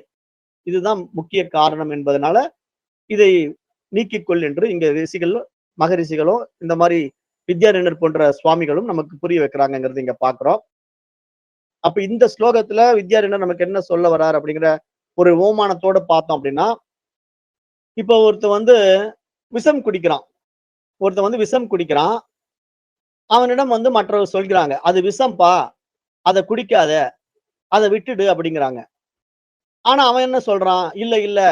நான் இந்த விஷத்த குடிச்சே ஆவணும். ஏன்னா எனக்கு வாழ பிடிக்கல." அப்படின்னு அவன் திருப்பி வாழ்க்கையினுடைய வெறுப்பு தன்மைய அவங்க கிட்ட சொல்லிக்கிட்டு, "நான் வந்து விஷம் குடிச்சு சாகப் போறேன். நான் வந்து வாழ்ந்து என்ன பண்ண போறேன்? எனக்கு இந்த வாழ்க்கையே வெறுத்து போச்சு." அப்படி இப்படின்னு அந்த விஷ பாட்டில கையில வச்சுக்கிட்டு மிரட்டிக்கிட்டு இருக்கான்னு வச்சுக்கிறேன். அப்ப இத கேட்கிற நமக்கு, அவன் எப்படிப்பட்ட ஒரு அஞ்ஞானியா இருக்கிறான், எவ்வளவு ஒரு அபத்தமான காரியத்த செய்றான் அப்படிங்கிறத நம்ம பார்க்கிறோமோ, அதே ஒரு கான்செப்ட்ட நம்ம நடைமுறை வாழ்க்கையில நம்ம செய்யக்கூடிய சில செயல்கள்ல இருக்குது அப்படிங்கிறத இங்க ஓமானமா எடுத்து சொல்றாரு. எப்படின்னா, இப்போ ஆசை, கோபம் அப்படிங்கிற ஒரு விஷயம் வந்து மற்றவர்கள் மூலமா நம்மிடத்துல திணிக்கப்படுறதுனால, நம்மிடத்துல வந்து ஏதேனும் ஒரு வகையில கோபம் வெளிப்படும் அல்லது ஆசை வெளிப்படும். அதாவது அதற்கான சூழ்நிலைகள் உருவாகும். அப்ப அந்த நேரத்துல நாம அதை பிடித்துக்கொண்டு, இது எனக்கு தேவை என்பதாக நாம் அதை கையில வச்சுக்கிட்டு, அந்த இடத்துல நம்ம அத டீல் பண்றோம். அப்ப ஒரு அஞ்ஞானி எப்படி வந்து விஷம் வந்து சாப்பிட்டா நம்ம உயிர் பிழைக்க மாட்டோம் அப்படின்னு தெரிஞ்சும், அந்த விஷத்த கையில வச்சுக்கிட்டு, நான் விஷத்த சாப்பிட போறேன்ட்டு மிரட்டிக்கிட்டு, அந்த விஷத்த கையில வச்சுக்கிட்டு எல்லாரையும் பயமுறுத்திக்கிட்டு இருக்கானோ, அது மாரி இவனுக்கும் அந்த ஆசை, கோபம், காமம் என்பது வந்து நம்முடைய முக்தி பாதைக்கு, ஞான பாதைக்கு அழிவை கொடுக்கக்கூடியது என்று தெரிந்துமே கையில் வைத்துக்கொண்டு, அதை விவகாரத்தில் பயன்படுத்திக் கொண்டிருக்கிறான் என்று பார்த்தால், அவன் எப்படி தேறுவான்? அவன் தேற மாட்டான். அவன் வந்து இந்த மாரி பண்ணிக்கிட்டே இருக்கிறவன் ஒரு நாள் உண்மையிலேயே விஷம் குடிச்சிருவான். அது மாரி இந்த மாரி பண்ணிக்கிட்டு இருக்கிறவன் ஒரு நாள் அந்த நிலையை அடைந்து விடுவான் அப்படிங்கிறதுனால அவன் தேற மாட்டாங்கிறத இங்க சொல்றாரு இந்த ஸ்லோகத்துல. அதாவது இந்த எக்ஸாம்பிள் மூலமா நாம இத ஸ்ட்ராங்கா புரிஞ்சுக்கணும். ஏன்னா நமக்கு வந்து ஒரு விஷயத்த விட முடியல அப்படின்னா, பை பிராக்டிகலா நீங்க அத விட்டுட்டேன்னு மைண்ட் லெவல்ல சொன்னாலும், ஒரு சந்தர்ப்பம் வரும்போது அத ஆக்டிவேட் பண்ணிடும். மைண்ட் அப்படிதான். ஏன்னா மைண்ட பொறுத்தவரைக்கும் மிரட்டிக்கிற மாரி மிரட்டிக்கிட்டு இருக்கும். ஒரு நாள் அத ரியலா மாத்திடும். சும்மா விஷம் சாப்பிடுறேங்கிற ஒரு போலித்தனமா நடிச்சுக்கிட்டு இருக்கிறவன் வந்து உண்மையிலேயே ஒரு நாள் சாப்பிட்டுருவான். அது நடந்துரும். ஏன்னா இதுக்கெல்லாம் ஒரு கதை இருக்கு. அது எப்படின்னா, ஒரு சின்ன கதை தான். புலி வர்ற கதைன்னு நம்ம படிச்சிருப்போம் ஸ்கூல்ல படிக்கும்போது. ஒரு பையன் என்ன பண்ணுவான், மாடு மேய்க்க போவான். மாடு மேய்ச்சிட்டு இருப்பான். அங்க மாடு மேய்ச்சிக்கிட்டு அது பக்கத்துல தூங்கிட்டு இருப்பான்.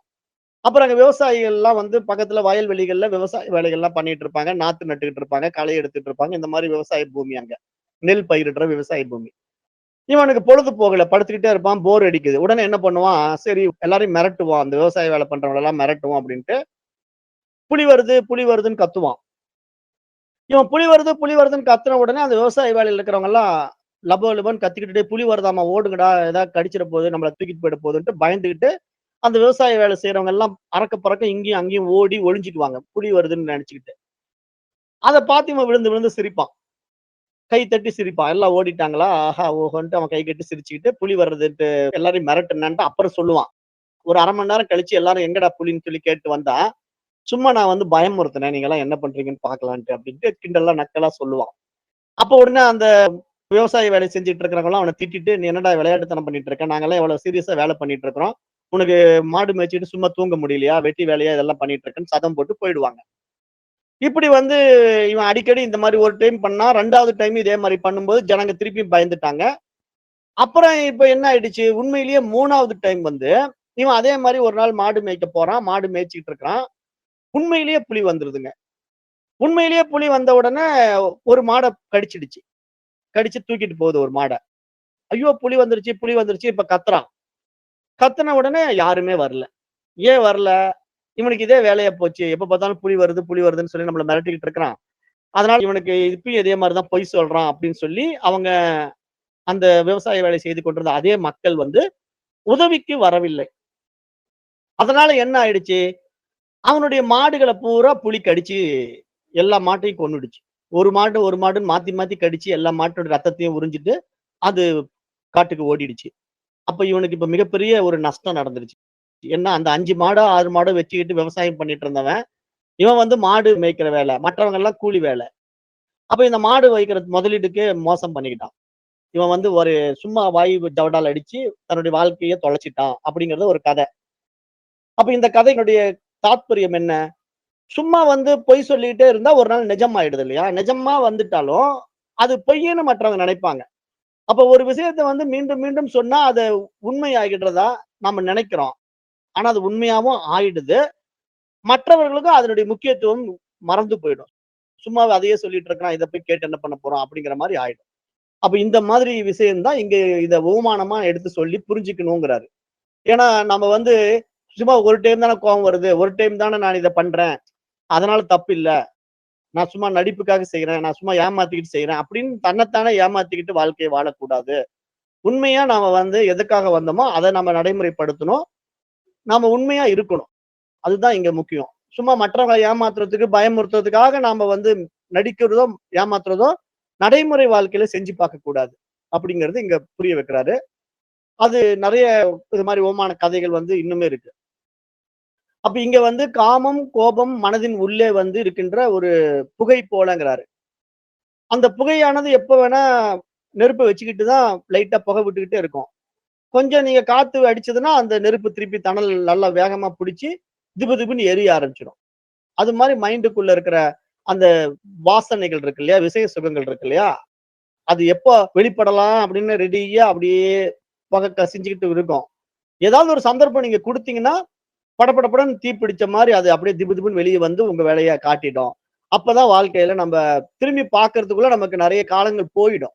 அதாவது இந்த பாடத்துல வெற்றி பெறாம போனவங்க நெறைய பேர் அப்படி நெறைய தொலைச்சிருக்கிறவங்கள நான் பார்க்கிறேன். அதாவது அந்த டைம்ல நல்லா வருவாங்க. அப்புறம் இடையில டைவர்ஷன் ஆயி வேற ஃபீல்டுக்குள்ள போயிடுவாங்க.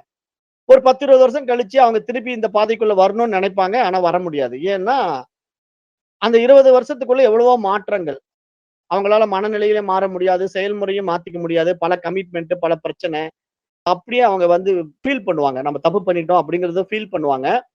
பட் என்ன பண்ண முடியும்? கண் கெட்ட பிறகு சூரிய நமஸ்காரங்கிற மாரி, கண்ணு நல்லா இருக்கிறப்போ சூரியன பார்க்காம, கண்ணு கெட்டு போன பிறகு சூரியன் எங்கன்னு கேட்டுக்கிட்டு வெளிய வந்தா ஒருத்தன் பார்க்க முடியுமா? அது மாரி வாழ்க்கையில நல்லா இருக்கும்போதே இந்த அத்தியாத்ம ஞானத்த கத்துக்கிட்டு, வந்த வேலைய முடிக்காம, எல்லாம் பண்ணி முடிச்சுட்டு கடைசி காலத்துல பண்றேன்ட்டு வர்றவன், கடைசி காலத்துல பண்ண முடியாது. ஏன்னா, கேட்கறதுக்கு காது கேட்காது.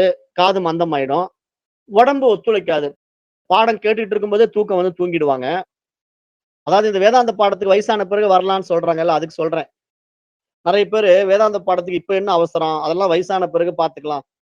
இப்ப இந்த வயசுலயே போய் வேதாந்தம் படிச்சு நீ என்ன பண்ண போற? அப்படின்னு நெறைய பேர் நம்மள தட்டி கழிப்பாங்க. ஆனா இப்ப கேட்காம வயசான பிறகு கேட்கலான்னு நெனைக்கிறாங்க பாருங்க. அது எப்படிங்க நடக்கும்? வயசான பிறகு கேட்கவே முடியாது. காரணம் என்ன? காது போயிடும். உடம்பும் ஒத்துழைக்காது. கேட்கிற மனநிலையும் இருக்காது. ஏன்னா, ஆடாத ஆட்டமெல்லாம் ஆடிட்டு, அப்புறம் கடைசியா வாழ்க்கைய உடம்ப விடும்போது நானு ராமா, கிருஷ்ணான்னு சொன்னேன்னா, எங்க வாய் ராமா, கிருஷ்ணான்னு சொல்லும்? வேணா வாய் சொல்லிக்கிட்டு இருக்கலாம் ராமா, கிருஷ்ணான்ட்டு. அது உள்ள இருந்து ஆத்மார்த்தமா சொல்லுமா? ஆத்மார்த்தமா சொல்லாது. அது சின்ன வயசுல இருந்தே ராமா, கிருஷ்ணாங்கிறத ஆத்மார்த்தமா சொல்லி வந்தவங்களுக்கு தான் மரண தருவாயில கூட ராமா, கிருஷ்ணாங்கிறது ஆத்மார்த்தமா வரும். ஆனா, இந்த மாரி ஆத்மார்த்தமா ராமா அப்படின்னு வந்தது யாரு? மகாத்மா காந்தி. உதாரணம் எடுத்துக்கணும். மகாத்மா காந்தியடிகள் எப்பவுமே ராமநாமம் சொல்லிக்கிட்டே இருப்பாரு. அதாவது மன தூய்மைக்கான ஒரு அருமையான மந்த்ரா ராம மந்த்ரா. அது அவரு ரொம்ப ராம பக்தர். ராமா ராமான்னு சொல்லிட்டே இருப்பாரு. அப்ப அவருக்கு புல்லட் அவருடைய நெஞ்சில பாய்ஞ்ச உடனே, "ஹே ராம்" அப்படின்னு சொல்லிட்டு அப்படியே உயிர விடுறாரு பாத்தீங்களா? அப்ப அந்த ராமங்கிற வார்த்தை அந்த இடத்துல வருது பாருங்க. அங்க தான் அது எப்பவுமே இருக்கக்கூடிய விஷயம். அதாவது நம்மகிட்ட ஆத்மார்த்தமா இருந்தா அது வெளிப்பட்டுடும். ஆனா அப்போதைக்கு நம்ம சும்மா டயலாக் அடிக்கிற மாரி விஷயத்த பண்ணிட்டு இருந்துட்டு, உண்மையா நம்ம பண்ணோம்னா அப்படி பண்ண மாட்டோம். நீங்க உதாரணத்துக்கு பாருங்க. ஏதோ ஒரு ஆணி அடிக்கும்போது கையில அடிபட்டுச்சுன்னா, ஐயோன்னு தான் சொல்லுவீங்க. ராமான்னா சொல்லுவீங்க. வீட்ல ராமா ராமான்ட்டு நம்ம சொல்லிட்டு இருப்போம். சுத்தி எடுத்து ஆணி அடிக்கும்போது கையில தவறி சுத்தி பட்டுரும். ஐயோ! வலி தாங்க முடியலம்மா. ஏன் அப்ப ராமான்னு சொல்ல வேண்டியது தானே? அப்ப ஐயோங்கிறது தான் நமக்கு வாயில வருது. ராமாங்கிறது வரமாட்டேங்குது. அப்ப இதுலருந்து என்ன புரிஞ்சுக்கலாம்? அது நடைமுறைக்கு இல்ல. அந்த வார்த்தைகள் எல்லாம் நம்ம நடைமுறையில கொண்டு வரல. அது கடைசி காலத்துல கொண்டு வந்துடலாம் அப்படின்னு நெனைக்கிறோம். எப்படி முடியும்? அது நடக்காது. அப்படிங்கிறத இந்த ஸ்லோகத்துல சொல்றாரு. அப்ப இதெல்லாம் ஒரு எக்ஸாம்பிள். அதாவது இப்ப நான் இதெல்லாம் எதுக்கு இப்படியெல்லாம் எடுத்து நடைமுறை உண்மைகளோட ஒப்பிட்டு பேசிக்கிட்டே இருக்கிறேன் அப்படின்னா, ஒவ்வொருத்தருடைய வாழ்க்கையிலும் இது அனுபவம். அப்ப இந்த அனுபவத்தோட நீங்க ஒப்பீடு பண்ணுங்க. வாழ்க்கையில நாம எங்க இருக்கிறோம்? என்ன பண்ணிட்டு இருக்கிறோம்? உண்மையிலேயே நம்ம என்ன செய்யணும்? அப்ப சாதகனுக்கான நடைமுறை வழி என்ன? அப்படிங்கிறத நாம இந்த பாதையில இந்த ஸ்லோகம் சொல்வதைப்படி பார்த்தோம்னா, இந்த ஸ்லோகம் என்ன சொல்லுது அப்படின்னா, முதலில் காமம், குரோதம், லோபம் போன்ற தோஷங்கள் உன்னிடத்தில் இருப்பதை ஒப்புக்கொள். பிறகு அவைகளை நீக்குவதற்கு என்ன வழி என்பதை உன்னிடம் கொடுக்கப்பட்ட பகுத்தறிவை கொண்டு ஆராய்ந்து பார். அதன் பிறகு நான் இந்த உடல் அல்ல, மனம் இல்ல என்ற நீ படித்த வேதாந்த சாஸ்திரத்தின் வழிமுறையில், நடைமுறையில் இருக்கிறாயா என்பதை விசாரித்துப் பார். இந்த விசாரணையின் வடிவத்தில் நீ உண்மையிலேயே நான் இந்த உடல் அல்ல, மனம் அல்ல என்ற உண்மையான நிலைப்பாட்டை நீ உணர்ந்து விட்டாயானால், நீ ஜீவன் முக்தன் என்பதில் எந்த சந்தேகமும் கிடையாது. ஆனால் இதையெல்லாம் ஏட்டுச் சுரக்காய் போன்று புத்தக அறிவாக வைத்துக்கொண்டு தனக்கு ஒரு பிரச்சனை வரும்போது மீண்டும் அந்த பிரச்சனைக்குள் சிக்குகின்ற நிலை வந்த பிறகுதான் நான் இப்படி இருக்கிறேன் என்பதை அறிவதற்கு முன்னாடி மாற்றிக்கொள், உன்னுடைய வாழ்க்கையை மாற்றிக்கொள் அப்படிங்கிறார். ஏன்னா இதெல்லாம் எக்ஸ்பீரியன்ஸ்ல பேசுறாங்க. ரிஷிகள் எல்லாமே வந்து வாழ்க்கையில வாழ்ந்து பார்த்தவங்க. எல்லாருக்கும் இது சாத்தியம் தானே, எல்லோருக்கும் இந்த பிரச்சனைகள் வரும் தானே. ஏன்னா அவரும் மனுஷன் தான், நாமளும் மனுஷன் தான். அப்ப நமக்கு மட்டும் இந்த மாதிரி ஸ்பெஷல் பிரச்சனை, அவருக்கு மட்டும் பிரச்சனையே இல்லையான்னா எல்லாருக்கும் பிரச்சனை இருக்கும். ஆனா அது எப்படி டீல் பண்றதுங்கிறத அவங்க கத்துக்கிட்டாங்க. அத நமக்கு சொல்லி தராங்க. நாம அத அனுபவத்துக்கு கொண்டு வந்துடணும். அப்ப இந்த விஷயம் நமக்கு புரிஞ்சிட்டா எது வந்தாலும் இது மனதில் எழுகின்ற ஒரு பழைய வாசனை. ஆனால் நானோ இவற்றை எல்லாம் பார்க்கின்ற வெறும் சாட்சி என்பதாக இரு அப்படின்னு சொல்லி இந்த இடத்துல இந்த உடலையும் மனதையும் நாம் இந்த உலகத்துல விவகாரம் பண்ணுவதற்காக வைத்துக் கொண்டிருக்கிற கருவிங்கிறதுனால இதை வந்து ஒரு சாட்சிக்காக வச்சுக்கணும். அவ்வளவுதான். இதை வச்சுக்கிட்டு நீங்க நான் செய்யறேங்கிற அகங்காரத்துல போய் சிக்கிக்க கூடாது. அதாவது சாட்சிங்கிறது என்ன, சம்பந்தப்படாம விவகாரம் பண்ணுங்கிறாங்க. விவகாரமே பண்ண வேண்டாம்னு சொல்ல மாட்டாங்க. ஏன் பண்ண வேண்டாம்னு சொல்ல மாட்டாங்க? நீ சாப்பிடாம இரு, தூங்காம இருன்னு சொல்லுவாங்களா? அவங்களுக்கே தெரியுமல்ல. உடம்புன்னு இருந்தா அது பசி எடுக்கும், சாப்பாடு கேட்கும், தூக்கம் வந்தா தூங்கும், மலஜல உணர்வு வந்தா அதுக்கும் போகும். அப்புறம் தேவைக்காக ஒரு உத்தியோகம் வேணும் அல்லது எனக்கு வருமானம் வேணும்னா வேலைக்கும் போ, எல்லாம் செய்யலாம். ஆனா எதையும் நான் செய்யல. அதாவது இந்த உடம்பும் மனசும் அதை செஞ்சுக்கிட்டு இருக்கு. இது அந்த ஆத்மாவின் கருவி. இது ஏதோ ஒரு தேவை நிமித்தம் இந்த உலக வாழ்க்கை ஆசையின் காரணமா எடுத்து வந்து வாழ்ந்துட்டு இருக்கு, வாழட்டும். ஆனா நான் இப்ப புரிஞ்சுக்கிட்டேன், நான் அந்த அறிவு தான் ஆத்மா தான் தெரிஞ்சுக்கிட்டு அதுல சுயமா நிக்கிறவனுக்கு தானாவே மாற்றங்கள் நிகழும். அதுதான் நம்ம இந்த பாதையில சொல்லித்தரோம். ஏன்னா மேக்சிமம் வந்து நீங்க உங்களுடைய உண்மை நிலையை உணர்ந்துட்டா உங்க வாழ்க்கை முறையில் நடக்கின்ற மாற்றங்களையும் நீங்க பார்க்கலாம். அது எந்த வகையில மாற்றம் ஏற்படுதுங்கிறத ஈஸ்வர நிகழ்வுல நடக்கிறத கவனிக்கணும். நீங்க மைண்ட் லெவல்ல மாத்தக்கூடாது. நிறைய பேர் மைண்ட் லெவல்ல வாழ்க்கையை மாத்துறீங்க. அந்த மாற்றம் தான் உங்களுக்கு சுக துக்கத்தை மீண்டும் கொடுக்கும். இப்போ இந்த அத்தியாத்ம ஞானத்துக்குள்ள வந்து படிச்சுட்டு மீண்டும் மனம் போன போக்குல போறவங்க தான் நிறைய பேர் இருக்காங்க. அவங்களுக்கு என்ன காரணம்? அந்த மனசுலயே இன்னும் விடுபட முடியாம இருக்கிறதுனால சுக துக்கம் இருக்குது அப்படிங்கறத நம்ம பார்க்கிறோம். அப்ப இந்த ஸ்லோகம் என்னதான் சொல்ல வருதுன்னு கடைசியா கேட்டீங்கன்னா, நிரந்தரம் இல்லாத சொர்க்கத்தை, ஆசைகளை அல்லது சுகங்களை நீ விட்டு விடுகிறாய். அப்படியானால் உன்னை நேராக துன்பப்படுத்தும் ஆசை கோபங்களை ஏன் விட்டுவிடக் கூடாது அப்படின்னு ஒரு கேள்வியை கேட்குது. அதாவது உண்மையா சொர்க்கம்னு ஒண்ணு கிடையாது. அப்படிப்பட்ட சொர்க்கத்துக்கே நீ போனீன்னாலும் அது நிரந்தரம் கிடையாது. அது வந்து பயனற்றதுன்னு உனக்கு எப்படி இந்த பாடத்திட்டத்தின் மூலமா புரியுதோ, அது மாதிரி உன்னுடைய வாழ்க்கையில வருகின்ற தேவையற்ற கோபம், காமம், குரோதம் போன்ற விஷயங்களை ஏன் விடக்கூடாது? அதையும் விட்டுவிடு. ஏனென்றால் உண்மையான முக்தி என்பது வெளியில் உள்ள உலகத்தை விடுவது அல்ல, உன் உள்ளத்தில் உள்ள பற்றுக்களை விடுவது என்று இந்த ஸ்லோகம் அருமையா நமக்கு புரிய வைக்குது. அப்ப நம்ம இன்றைக்கு என்ன பண்றோம்? 52வது ஸ்லோகத்தோட நிறைவு செய்வோம். அதாவது உண்மையா இங்க வந்து நான் அதான் மீண்டும் மீண்டும் சொல்லிக்கிட்டே இருப்பேன். சித்த விருத்தி நிரோதகான்ட்டு பதஞ்சலி யோக சூத்திரத்தினுடைய ஆரம்பமே சித்தத்தில் விருத்திகள் இல்லாமல் செய்வதுதான் யோகம் என்று சொல்றார். இங்க வேதாந்த சாஸ்திரமோ வாழ்க்கை முறைய 4 வழிமுறைகள்ல சொல்லுது. எப்படி சொல்லுது? பிரம்மச்சரியம், இல்லறம், வானப்பிரஸ்தம், சந்நியாசம். நம்முடைய தர்மம், சனாதன தர்மம் அழகா சொல்லி கொடுக்குது. அப்ப இங்க 4வது நிலையாகிய சந்நியாசம் என்றாலும் சித்த விருத்தி நிரோதகா என்றாலும் என்ன தெரியுமா? மனதில் பற்றுக்கள் இல்லாமல் வாழ்வது, அவ்வளவுதான். மனதுல எதையும் பிடிக்க கூடாது. ஆனா இந்த உடம்பும் மனசும் உலகத்துல விவகாரம் பண்ணும். அது நான் அல்ல அப்படிங்கிற தெளிவுல அந்த ஞானத்துல நம்ம நின்றுகிட்டு இந்த உலகத்தை அணுகும் போது அந்த தேவையின் நிமித்தம் அந்த உடலுக்கு என்ன தேவையோ அது வரும், வர வேண்டியது வரும், போக வேண்டியது போகும். அதை பத்தி நம்ம கவலைப்படாம சாட்சி பாவனில் இருந்துகிட்டு சாதிச்சு காட்டுறது தான் இந்த பிறவி பெருங்கடலை கடப்பதற்கான ஒரே வழி என்று கூறி இந்த 52வது ஸ்லோகத்தை இந்த இடத்துல நிறைவு செய்யறேன். அடுத்தது திங்கட்கிழமை இருந்து நம்ம 53வது ஸ்லோகத்தை தொடங்குவோம். மொத்தம் 67 ஸ்லோகங்கள் இருக்கு. அது இன்னும் எத்தனை நாள்ல முடிப்பேன்னு எனக்கே தெரியாது. ஏன்னா ஒவ்வொரு டைமும் 5 ஸ்லோகம் 3 ஸ்லோகத்துக்கு மேல போக முடியல. அதனால பார்க்கலாம். 67 ஸ்லோகம் இருக்கு. இன்றைக்கு 52வது ஸ்லோகத்தோட நிறைவு செய்யறோம். நன்றி. ஓம் தத் சத்.